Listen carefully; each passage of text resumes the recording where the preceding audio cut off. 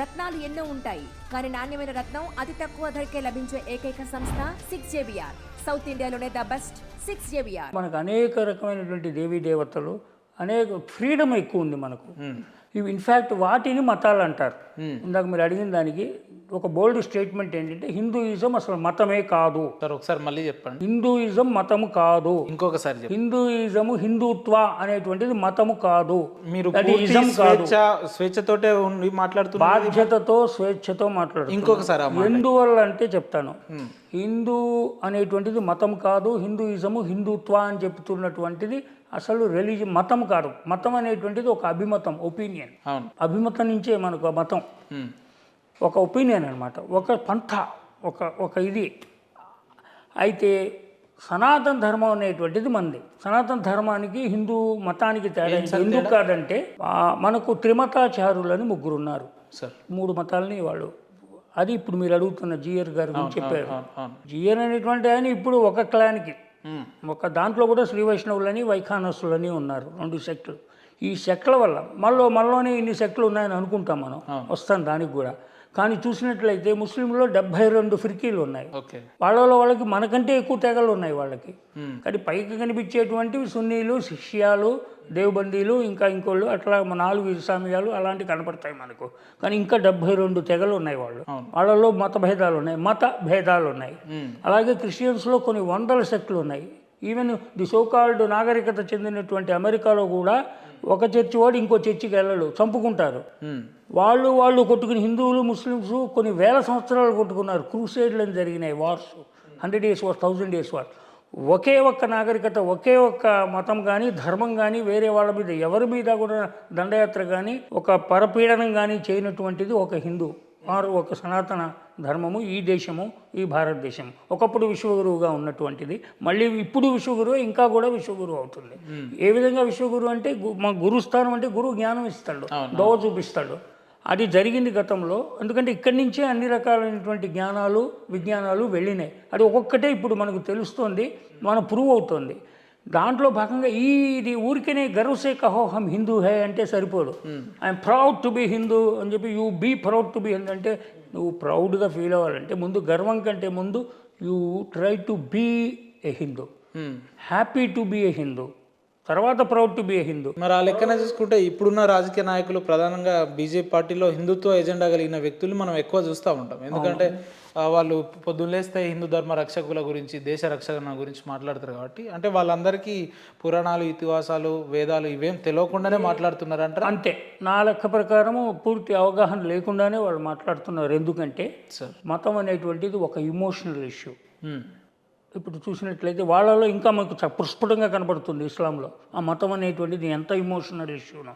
అసలు ఇంకా మాట్లాడితే అసలు ఈ మతం కానీ ఏదైనా కూడా మతం ఈజ్ ఏ పవర్, ఆధిపత్య పోరు. అది ఈ రోజున రిలీజియన్ గురించినటువంటి ఏదైతే జరుగుతుందో అది ఆధిపత్య పోరు, to establish power over the others.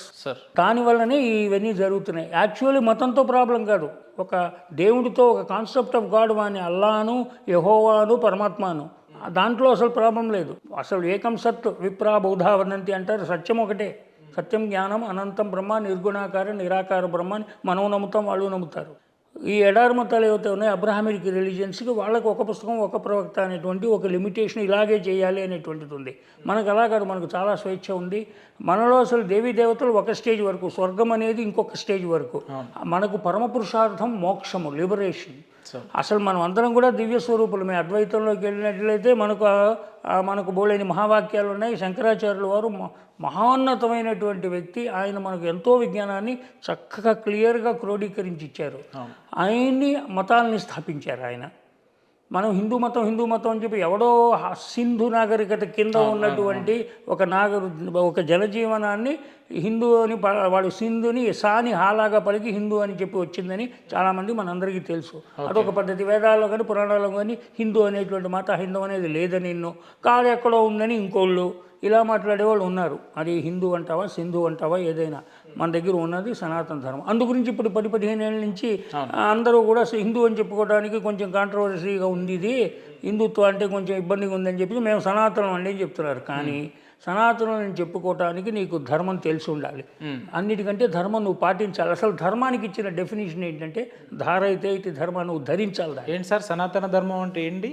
ధారైతే ధర్మం అనేటువంటి దానికి డెఫినేషన్ ఏంటంటే ధారైతే ఇది ధర్మ నువ్వు ధరించాలి. That which you wear upon your self is ధర్మ.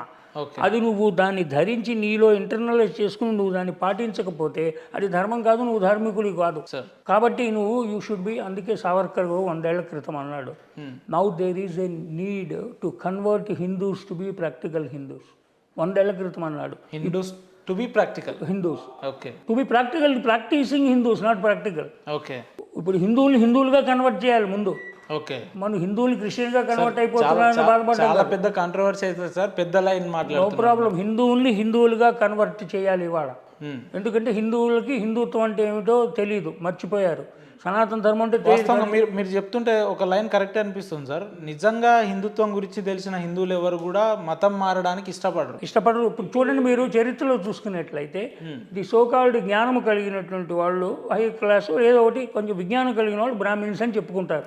నువ్వు బ్రాహ్మిన్స్ కాకపోతే అరటిగాయని బిలో ఏదో ఒక పేరు ఉండాలి కదా వాళ్ళకి. Call them banana for what I care ఉన్నారు. వాళ్ళలో ఎవరన్నా నీకు క్రిస్టియానిటీలకు మతం మారినట్టుగా ఎక్కడన్నా దాఖలాలు ఉన్నాయా? ఓకే, హైయర్ క్యాస్ట్ నుంచి క్రిస్టియానిటీలకు మతం మారిన వాళ్ళు తక్కువ పర్సెంట్. సింపుల్. ఎందువల్ల ఈ గల్లిబుల్స్ ఉంటారు, నమ్మకం అమాయకులైనటువంటి ప్రజల్ని ఏదో ప్రలోభ పెట్టి ఒక రైస్ బ్యాగ్ అని ఇది చేస్తే నీకు ఏదో హాస్పిటల్కి తీసుకెళ్తామని, నీకు ఏదో బేసిక్ నీడ్స్ని, లేదా ఎవరో ఎక్కడో ఒక మూల ఎప్పుడో 200 ఏళ్ల క్రితం అస్పృశ్యత అవి ఇక్కడ ప్రపంచంలో ఎక్కడన్నా భారతదేశంలో ఎక్కడన్నా అస్పృశ్యత ఉందా? ఇప్పుడు ఎప్పుడో బావిలో నీళ్లు తాగించలేదని ఇవాళ మాట్లాడతారేంటి? ఎప్పుడో ఎక్కడో ఒక పల్లెటూరులో ఒక పెత్తందారిగాడు వాడి కింద పనిచేసే బానిసం లోయర్ క్యాస్ట్ వాడిని కాలుతో తన్నాడు, కూర్చోబెట్టాడు, మంచి నీళ్ళు తాగలేదు, చెప్పులు పట్టుకొని ఉంచున్నాడు, పెత్తందారి నడుస్తుంటే అసలు అక్కడ వాళ్ళందరూ కూడా the so called forward caste, not the highest cost, forward caste. కానీ తిట్టడానికి మాత్రం ఊరికనే ఇవాళకి, ఎందుకంటే అది అజెండా అది వాళ్ళకి. అట్లా చేస్తేనే ఎమోషన్ పెరుగుతుంది. ఇందాక ప్రశ్నకి రాజకీయ నాయకులకి ఒకటి అవగాహన రాహిత్యము, 2 ఓట్ బ్యాంక్ పాలిటిక్స్. అంతే తప్ప నిజంగా కమ్యూనిటీ పరంగా కానీ హిందూ ధర్మం పట్ల వారికి చేసేది ఉన్నారు.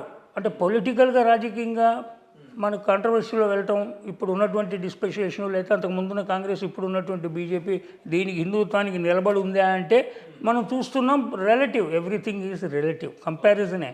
వానికంటే వీడు మరి ఇద్దరంటే పక్క నుంచుంటే నాకంటే కొంచెం తెల్లగా కనపడుతుంది. అదే నాకు ఇంకోటి ఎవరితో పక్కన నుంచుంటే నేను కొంచెం ఛాయగా కనపడుతున్నాను. ఇట్స్ రిలేటివ్ అనమాట మనకు. సో కాబట్టి వీడితో పోలిస్తే వీడు కొంచెం బెటరు, లేదు దేశం గురించి ధర్మం గురించి మాట్లాడుతున్నాడని మనకు అనిపిస్తుంది. సో వీళ్ళందరినీ పక్కన పెట్టి అసలు రాజకీయాల్లోకి సేవ చేయడానికి వస్తారు పోయి ఎవరన్నా వచ్చేటైతే వాడికి 1000 కోట్లు 2000 కోట్లు ఖర్చు ఎందుకు పెట్టడము, వాడికి ఎలా చేస్తున్నాడు మనం చూస్తున్నాం. రాజకీయ నాయకులు సేవ చేయడానికి రావట్లేదు. 10% మాత్రమే అలాంటి వాళ్ళు ఉన్నారు, పూర్తిగా అనట్లేదు. కానీ అది సేవ చేయడానికి వస్తున్నారో లేదో మీకు తెలుసు, నాకు తెలుసు. నా చేత నేను ప్రొఫెసర్గా ఏదో కామ్గా నేను బతికేటోని, నా చేత పొలిటికల్ స్టేట్మెంట్స్ ఇప్పించడం అది అంత అనవసరం కూడా. నేనేంటి చేస్తున్నది ఏంటంటే సింపుల్, లాభాపేక్ష లేదు మనకు, జీవితం సాఫీగా జరిగింది. ఇప్పుడు మనం దేశానికి ధర్మానికి ఏం చేయగలం అనేటువంటిది ఆలోచించి ఈ గ్యాప్ కనబడింది దేశంలో, ప్రజల్లో, యూత్లో ముఖ్యంగా. మన గురించి మన యొక్క వాంగ్మయము, మనకు ఎంత ఇన్ఫైనట్ విజ్డమ్ ఉంది మనకు, ఏన్షియంట్ విజ్డము. దానిళ్ళ నుంచి సనాతన ధర్మం హిందూ ఎజెండా మీద స్టడీ చేస్తున్నారు సార్ మీరు?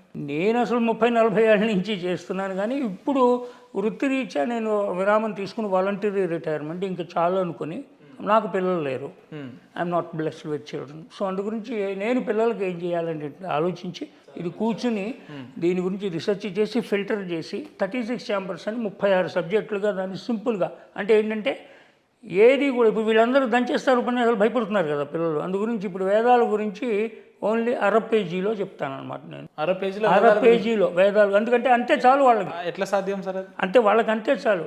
ఇప్పుడు మీకు ఋగ్వేదంలో డీప్గా మంత్రంలో ఏమున్నది అదంతా నీకెందుకు భయ్? వాడికి వాళ్ళ లెవెల్ వాడికి అనవసరం కదా. 10 మండలాలు ఉన్నాయి, 10,500 ఉన్నాయి దాంట్లో శ్లోకాలు. ఒక్కొక్క శ్లోకం అసలు వేదం చదివిన పండితుడికే రాదు, అర్థం తెలియదు.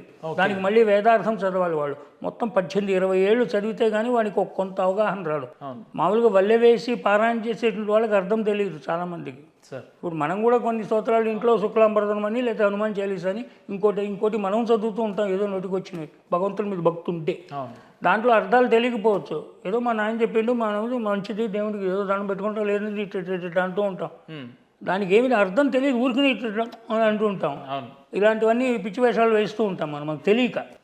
ఇంకొంచెం తీవ్రంగా జపాలు ఇంట్లో కూర్చొని అనుష్ఠానాలు చేసేవాళ్ళు ఉన్నారు. ప్రతి దానికి ఒక కోడ్ ఆఫ్ కాండక్ట్ ఉంటుంది. మనం చదివే ప్రతి సబ్జెక్ట్లో కూడా ఒక పద్ధతి పాడు ఉంటుంది. ప్రతి ఆర్గనైజేషన్లో కూడా ఒక డిసిప్లిన్, ఒక ఆర్డర్ ఉంటుంది. విశ్వంలో కూడా అన్ని గ్రహాలు ఒక ఆర్డర్లో తిరుగుతున్నాయి. ఆర్డరే ధర్మం. అంటే ఆర్డరే ధర్మం. ఆ న్యాచురల్ ఆర్డరే ధర్మం.